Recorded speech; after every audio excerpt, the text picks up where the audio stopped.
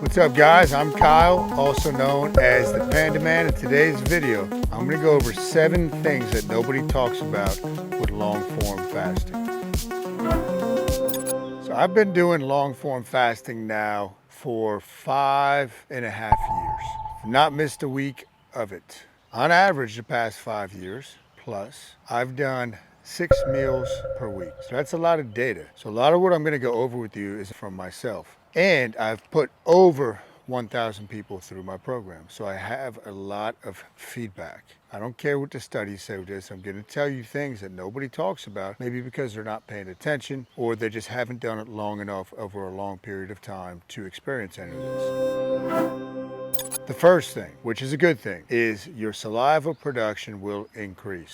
What does that do for you? Well, saliva is one of the first steps in digestion. And I know, according to Eastern philosophy, that saliva is part of your essence. There's an exercise I used to do with one of my coaches where he would teach me, okay, use the tongue muscle to generate saliva.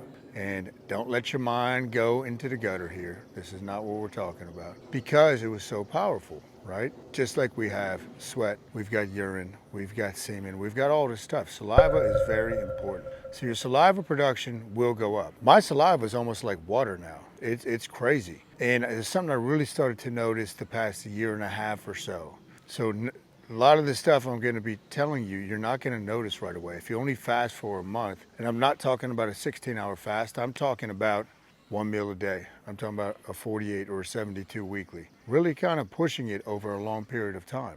So saliva production will increase. The next part that a lot of people don't talk about when it comes to long form fasting is what's going to happen with your digestive health. I'm not talking about actually measuring the proflora and all that stuff within your gut, but a lot of the stuff I don't hear people talk about. And I think it ties into what I said, the whole digestive system is going to improve. Remember, we just talked about saliva going up. First thing, it is not normal for you to have flatulence and gas. That is not a normal condition. It's very common, unfortunately, because people are constantly jamming their pie hole full of food. And that food sits there and rots in the gut because they're putting it in, it's not even digested, boom, they put more on. They put more on. What do you think happens over the years? Most people literally have a lot of stuck fecal matter in their intestines, a lot of crap. They're full of crap. This is where that saying comes from. When you do what I teach, gas is going to become a thing of the past. Yes, here and there you might get a little bit. You're not going to be bloated. You're not going to have this constant gas and trying to figure out how you're going to let the gas out. None of that stuff. It's going to go away. Now, when you do a cheat meal or something of that effect, or you go off your plan, you will notice that gas production will increase. But I can tell you it's very rare that I have gas. If I do, I know that I'm off my plan or whatever it is. The second thing that ties in with that, we're talking about digestive health. When you move your bowels, you should notice, now this is again not going to happen right away because you have to heal the gut. It shouldn't stink to high heavens. If it smells terribly awful, like a rotting corpse, something crawled up your butt and died inside of you, there's something wrong with your digestive health. Maybe you're eating way too much protein, but I'm guessing you're probably just eating way too often and you're not moving the food through you. This all ties into you should have a very good, regular bowel movement every day. It should be like butter coming out of you. In an ideal world, what you'll notice too, the longer you practice what I teach, you'll have a lot of ghost poops, meaning there's not a lot of mucus with your crap. Again, that's not a normal condition either. I don't hear anybody else talking about this though. Everybody wants to talk about when they have reflux, that they have too much acid. They actually have too little stomach acid, 99.9% of cases. The food sits there, starts to rot, starts to ferment. The gas will come back up, opens the esophageal sphincter, and boom, food stuff comes back up. Oh, it burns. I must have too much acid. No, you have too little acid. So they put you on these PPIs and things of that nature. And I have a lot of clients that have gotten off of that. And what happens, the little stomach acid you had is getting further suppressed. And the problem will only get worse from there. It's a vicious, vicious cycle. And I have people that have severe indigestion. We try to go to work to fix it, but it's a nightmare. It's not a road you want to go down. But I've had a few clients and friends reverse. Okay, go pick up some dog poop. How about that? Talking about digestion, Emma says she's going to pick up some poop. That's a good thing. But you can completely heal this. You do the baking soda within the juice, you drink your sodium, which is a precursor. Sodium chloride is a precursor for hydrochloric acid production within the gut. And you can get rid of that problem pretty quickly, but you gotta get off the PPIs. Check with your doctor, but I'm telling you what I would do. You want to work your digestion when you eat. Build your appetite is what I teach people. Build your appetite. Make it work. You've already fasted. You've beasted, which is your training of whatever sort that you're doing. Now work the digestion. You're giving it plenty of break. I like to eat and push the limits. Not everybody agrees with me. I don't really care. This works. What I teach, and I love to eat. This is a key component. I'm not on some stupid diet where, oh, I could only have 1,800 calories because that's how dumb my body is. So silly, guys. But work your digestion. Start with fruit. A lot of people say, you can't do that, it's gonna spike your insulin. Well, first of all, that's not true because a lot of fruit does not spike insulin. Second thing, you do want to spike your insulin when you eat. It's the most anabolic hormone in the body. The more insulin sensitive you get, the more insulin will work to our advantage as far as pushing nutrients to the muscle cell. And by the way, I'll take it. People say, oh, you're gonna waste away all your muscle. I've put on muscle fasting the way I fast over the past 5.5 years. But start with fruit. It's going to go into the system. It gets digested further down in the intestines than other foods. So get it through. It's got all the micronutrients. It's gonna hit the stretch receptors on your stomach, in your stomach. It's already signaling the brain to slow down. It's got a lot of fiber. Don't blend your fruit. I don't believe you should do that.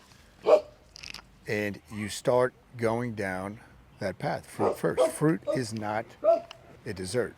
Now, here and there, like I'll throw frozen blueberries in my dessert, which is oatmeal. Which is another thing people try to say, oh, it's so bad to eat the oatmeal.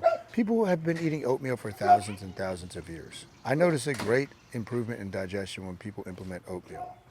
Now, I've got 2 more things I want to go over with you.